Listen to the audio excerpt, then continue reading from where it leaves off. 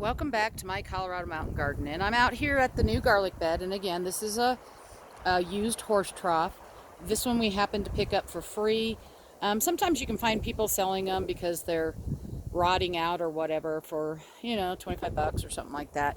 And it's fine if there's holes in the bottom. If there's no holes in the bottom, you got to drill holes in the bottom. So I already went through that in the other video.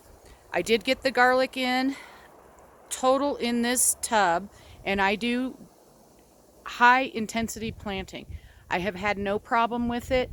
Keep in mind, I'm in the mountains. I'm at 8,800 feet.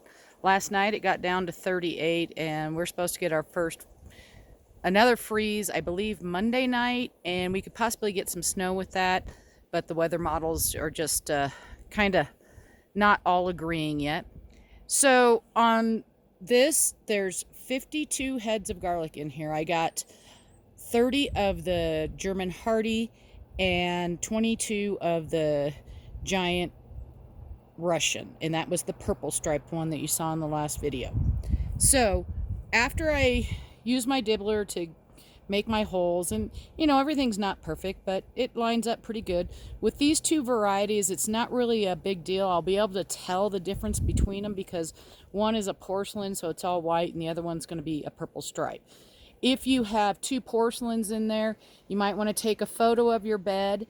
And also, if I have a bed like that, I just use graph paper and mark out approximately, because in this case, it all worked out. It's a full row is where I ended, and then I started over on this side with the German hardy. So what I do from here now is I just come back in here and backfill.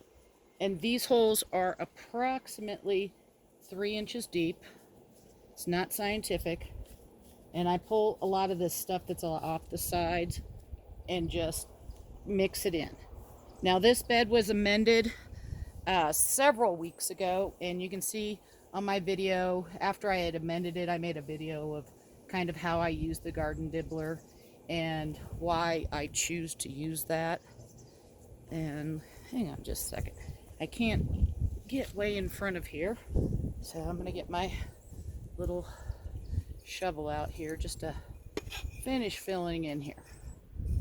And a couple things I didn't mention before in my last video is that as you're breaking open up your garlic, wash your hands. You want your hands to be sanitized because you don't want anything that might be on your hands to get on the garlic. And especially should some of the garlic skins come off, you don't want to be touching them if your hands aren't clean.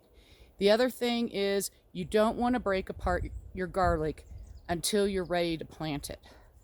A lot of people like to do that the night before. Some people say it's okay, but as soon as you break that apart, it starts losing moisture. So I've got everything covered up pretty well in here now.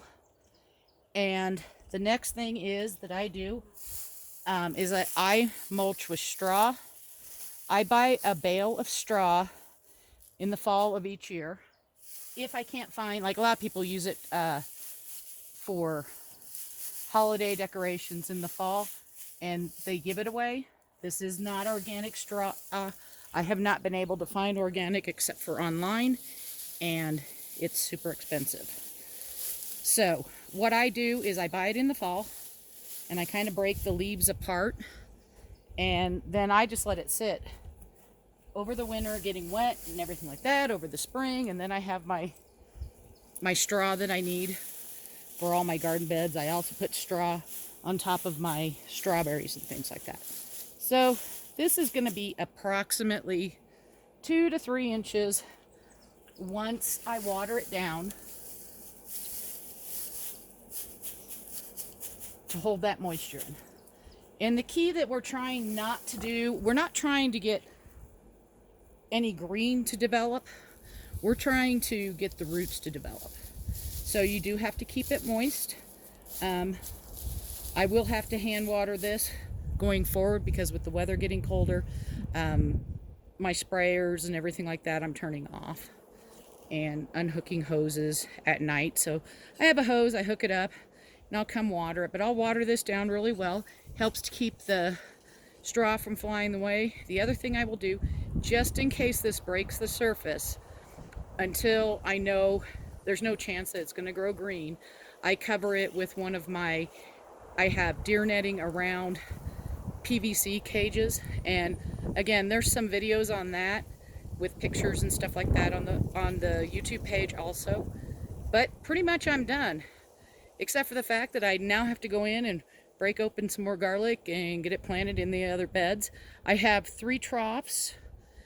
2 are this size, 1 is bigger, and then I have 2 raised beds that I also plant the garlic in.